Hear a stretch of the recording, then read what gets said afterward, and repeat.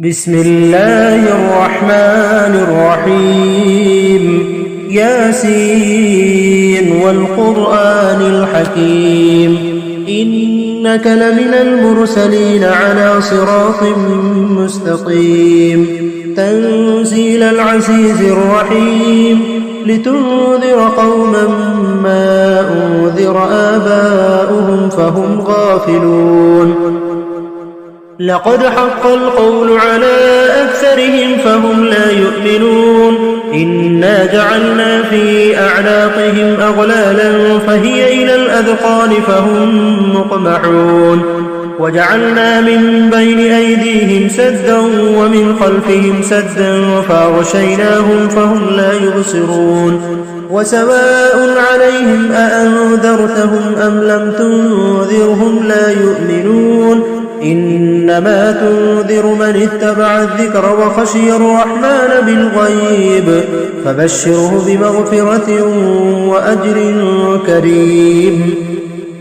إنا نحن نحيي الموتى ونكتب ما قدموا وآثارهم وكل شيء أحصيناه في إمام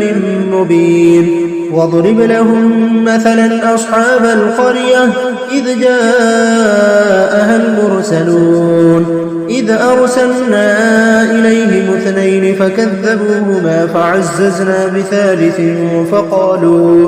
فقالوا إنا إليكم مرسلون قالوا ما أنتم إلا بشر مثلنا وما أنزل الرحمن من شيء إن أنتم إلا تكذبون قالوا ربنا يعلم إنا إليكم لمرسلون وما علينا إلا البلاغ المبين قالوا إنا تطيرنا بكم لئن لم تنتهوا لنرجمنكم وليمسنكم منا عذاب أليم قالوا طائركم معكم أئن ذكرتم بل أنتم قوم مسرفون وجاء من أقصى المدينة رجل يسعى قال يا قوم اتبعوا المرسلين اتبعوا من لا يسألكم أجرا وهم مهتدون وما لي لا أعبد الذي فطرني وإليه ترجعون أأتخذ من دونه آلهة إن يردني الرحمن بضر لا تغن عني شفاعتهم شيئا ولا ينقذون إني إذا لفي ضلال مبين إني آمنت بربكم فاسمعون قيل ادخل الجنة قال يا ليت قومي يعلمون بما غفر لي ربي وجعلني من المكرمين وما أنزلنا على قومه من بعده من جود من السماء وما كنا منزلين إن كانت إلا صيحة واحدة فإذا هم خامدون يا حسرة على العباد ما يأتيهم من رسول إلا كانوا به يستهزئون ألم يروا كم أهلكنا قبلهم من القرون أنهم إليهم لا يرجعون وإن كل لما جميع لدينا محضرون وآية لهم الأرض الميتة وحييناها وأخرجنا منها حبا فمنه يأكلون وجعلنا فيها جنات من نخيل وأعناب وفجرنا فيها من العيون ليأكلوا من ثمره وما عملته أيديهم أفلا يشكرون سبحان الذي خلق الأزواج كلها مما تنبت الأرض ومن أنفسهم ومما لا يعلمون وآية لهم الليل نسلخ منه النهار فإذا هم مظلمون والشمس تجري لمستقر لها ذلك تقدير العزيز العليم والقمر قدرناه منازل حتى عاد كالعرجون القديم لا الشمس ينبغي لها أن يدرك القمر ولا الليل سابق النهار وكل في فلك يسبحون وآية لهم أنا حملنا ذريتهم في الفلك المشحون وخلقنا لهم من مثله ما يركبون وإن نشأ نغرقهم فلا صريخ لهم ولا هم ينقذون إلا رحمة منا ومتاعا إلى حين وإذا قيل لهم اتقوا ما بين أيديكم وما خلفكم لعلكم ترحمون وما تأتيهم من آية من آيات ربهم إلا كانوا عنها معرضين وإذا قيل لهم أنفقوا مما رزقكم الله قال الذين كفروا للذين آمنوا أنطعم من لو يشاء الله وطعمه إن أنتم إلا في ضلال مبين ويقولون متى هذا الوعد إن كنتم صادقين ما ينظرون إلا صيحة واحدة وتأخذهم وهم يخصمون فلا يستطيعون توصية ولا إلى أهلهم يرجعون ونفخ في الصور فإذا هم من الأجداث إلى ربهم ينسلون قالوا يا ويلنا من بعثنا من مرقدنا هذا ما وعد الرحمن وصدق المرسلون إن كانت إلا صيحة واحدة فإذا هم جميع لدينا محضرون فاليوم لا تظلم نفس شيئا ولا تجزون إلا ما كنتم تعملون إن أصحاب الجنة اليوم في شغل فاكهون هم وأزواجهم في ظلال على الأرائك متكئون لهم فيها فاكهة ولهم ما يدعون سلام قولا من رب رحيم وامتازوا اليوم أيها المجرمون ألم عاهد إليكم يا بني آدم ألا تعبدوا الشيطان إنه لكم عدو مبين وأن اعبدوني هذا صراط مستقيم ولقد أضل منكم جبلا كثيرا أفلم تكونوا تعقلون هذه جهنم التي كنتم توعدون اصلوها اليوم بما كنتم تكفرون اليوم نختم على أفواههم وتكلمنا أيديهم وتشهد أرجلهم بما كانوا يكسبون ولو نشاء لطمسنا على أعينهم فاستبقوا الصراط فأنى يبصرون ولو نشاء لمسخناهم على مكانتهم فما استطاعوا مضيا ولا يرجعون ومن نعمره ننكسه في الخلق أفلا يعقلون وما علمناه الشعر وما ينبغي له إن هو إلا ذكر وقرآن مبين لينذر من كان حيا ويحق القول على الكافرين أولم يروا أنا خلقنا لهم مما عملت أيدينا أنعاما فهم لها مالكون وذللناها لهم فمنها ركوبهم ومنها يأكلون ولهم فيها منافع ومشارب أفلا يشكرون واتخذوا من دون الله آلهة لعلهم ينصرون لا يستطيعون نصرهم وهم لهم جند محضرون فلا يحزنك قولهم إنا نعلم ما يسرون وما يعلنون أولم ير الإنسان أنا خلقناه من نطفة فإذا هو خصيم مبين وضرب لنا مثلا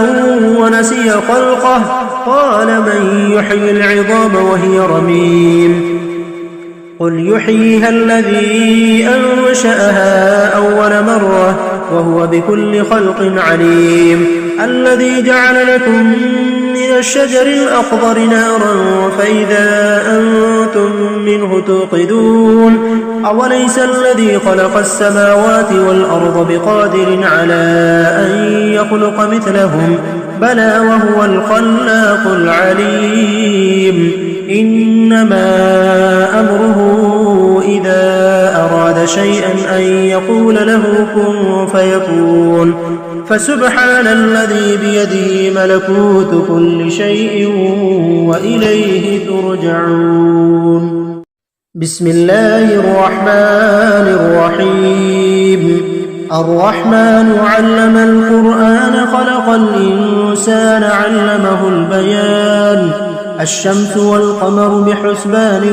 والنجم والشجر يسجدان والسماء رفعها ووضع الميزان ألا تطغوا في الميزان وأقيموا الوزن بالقسط ولا تخسروا الميزان والأرض وضعها للأنام فيها فاكهة والنخل ذات الأكمام والحب ذو العصف والريحان فبأي آلاء ربكما تكذبان. خلق الإنسان من صلصال كالفخار وخلق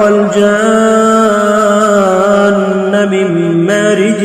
من نار فبأي آلاء ربكما تكذبان. رب المشرقين ورب المغربين فبأي آلاء ربكما تكذبان. مرج البحرين يلتقيان بينهما برزخ لا يبغيان فبأي آلاء ربكما تكذبان. يخرج منهما اللؤلؤ والمرجان فبأي آلاء ربكما تكذبان. وله الجوار المنشآت في البحر كالأعلام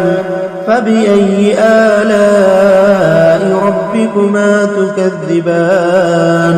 كل من عليها فان ويبقى وجه ربك ذو الجلال والإكرام فبأي آلاء ربكما تكذبان. يسأله من في السماوات والأرض كل يوم هو في شأن فبأي آلاء ربكما تكذبان. سنفرغ لكم أيها الثقلان فبأي آلاء ربكما تكذبان. يا معشر الجن والإنس إن استطعتم أن تنفذوا من أقطار السماوات والأرض فانفذوا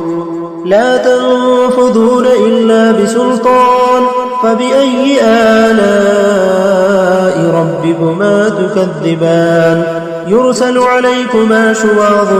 من نار ونحاس فلا تنتصران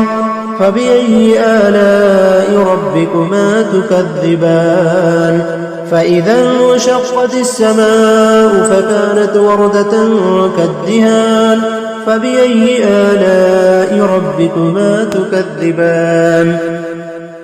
فيومئذ لا يسأل عن ذنبه إنس ولا جان فبأي آلاء ربكما تكذبان. يعرف المجرمون بسيماهم فيؤخذ بالنواصي والأقدام فبأي آلاء ربكما تكذبان. هذه جهنم التي يكذب بها المجرمون يطوفون بينها وبين حميم آن فبأي آلاء ربكما تكذبان. ولمن خاف مقام ربه جنتان فبأي آلاء ربكما تكذبان. ذواتا أفنان فبأي آلاء ربكما تكذبان. فيهما عينان تجريان فبأي آلاء ربكما تكذبان. فيهما من كل فاكهة زوجان فبأي آلاء ربكما تكذبان. متكئين على فرش بطائنها من استبرق وجنى الجنتين دان فبأي آلاء ربكما تكذبان فيهن قاصرات الطرف لم يطمثهن إنس قبلهم ولا جان فبأي آلاء ربكما تكذبان كأنهن الياقوت والمرجان فبأي آلاء ربكما تكذبان هل جزاء الإحسان إلا الإحسان فبأي آلاء ربكما تكذبان ومن دونهما جنتان فبأي آلاء ربكما تكذبان مدهامتان فبأي آلاء ربكما تكذبان فيهما عينان نضاختان فبأي آلاء ربكما تكذبان فيهما فاكهة ونخل ورمان فبأي آلاء ربكما تكذبان فيهن خيرات حسان فبأي آلاء ربكما تكذبان حور مقصورات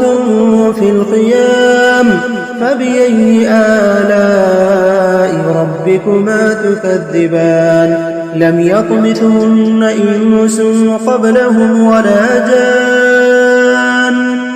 فبأي آلاء ربكما تكذبان متكئين على رفرف خضر وعبقري حسان فبأي آلاء ربكما تكذبان تبارك اسم ربك ذي الجلال والإكرام بسم الله الرحمن الرحيم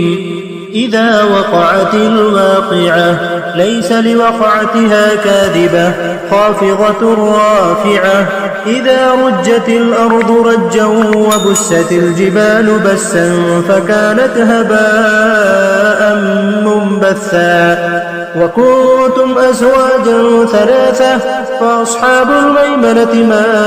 أصحاب الميمنة وأصحاب المشأمة ما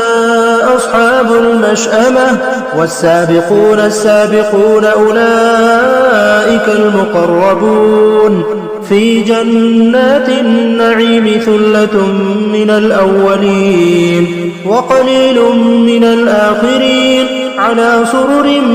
موضونة متكئين عليها متقابلين يطوف عليهم ولدان مخلدون بأكواب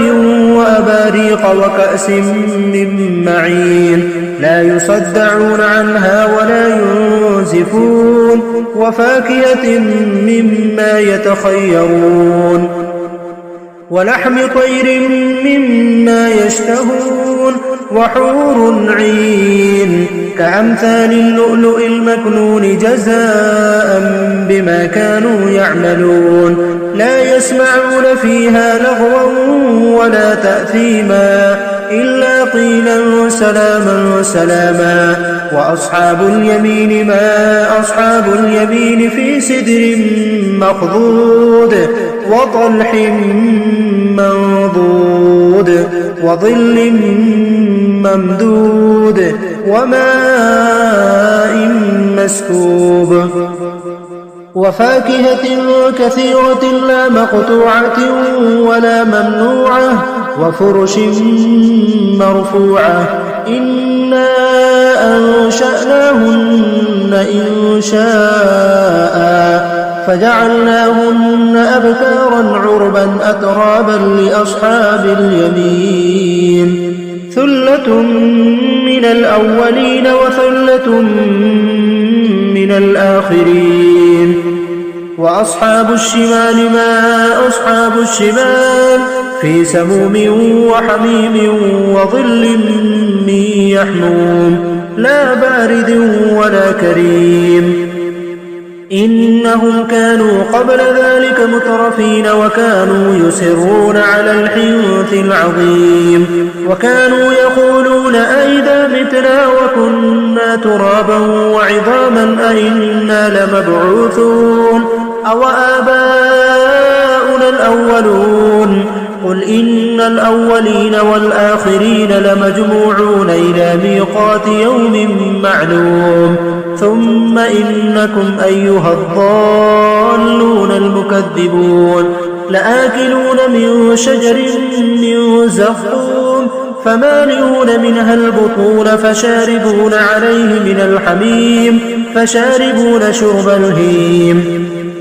هذا نزلهم يوم الدين نحن خلقناكم فلولا تصدقون أفرأيتم ما تمنون أأنتم تخلقونه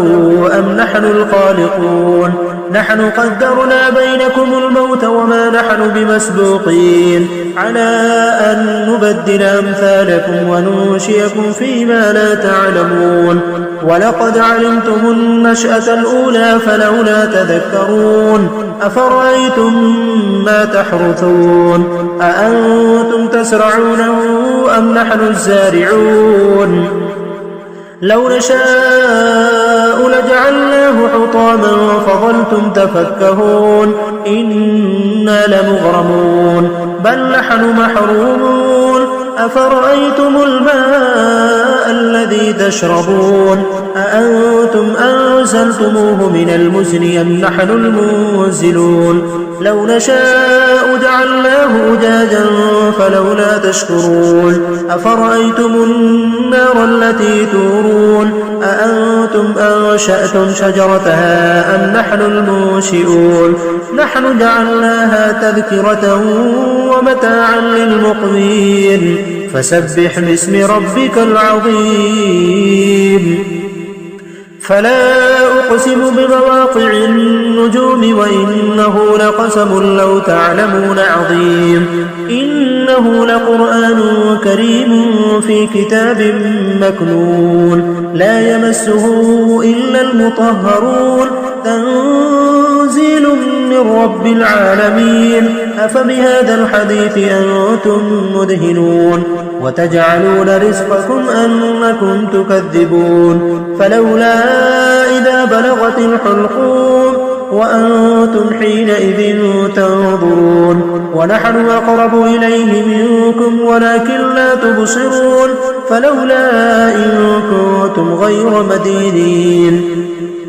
ترجعونها إن كنتم صادقين فأما إن كان من المقربين فروح وريحان وجنة نعيم وأما إن كان من أصحاب اليمين فسلام لك من أصحاب اليمين وأما إن كان من المكذبين الضالين فنزل من حميم وتصلية جحيم إن هذا لهو حق اليقين فسبح باسم ربك العظيم بسم الله الرحمن الرحيم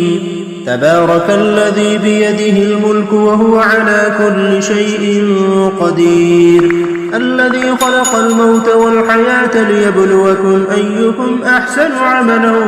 وهو العزيز الغفور الذي خلق 7 سماوات